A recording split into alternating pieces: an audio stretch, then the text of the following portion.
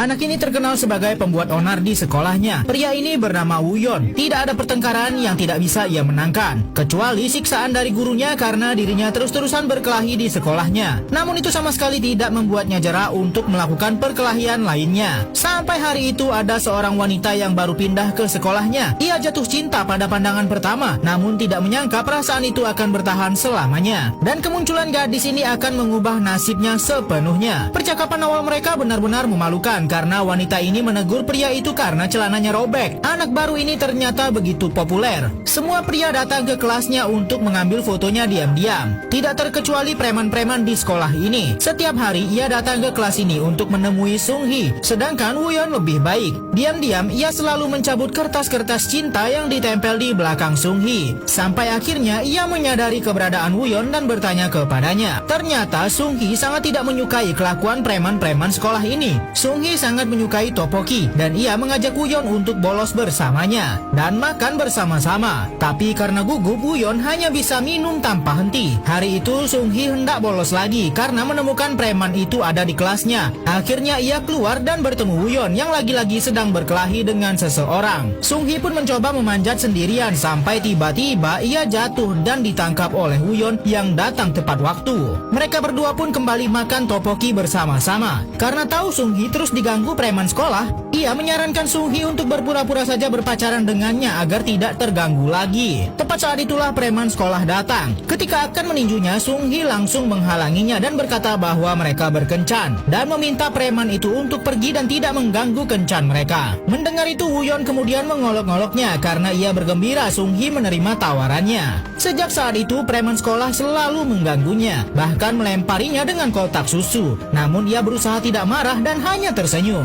Ia bahkan mengambil kotak susu itu kemudian berterima kasih kepada mereka. Tentu saja Woo-yeon kemudian mengatakan bahwa jika tidak ada dirinya, mungkin Sung-hee yang akan dilempari kotak susu tersebut.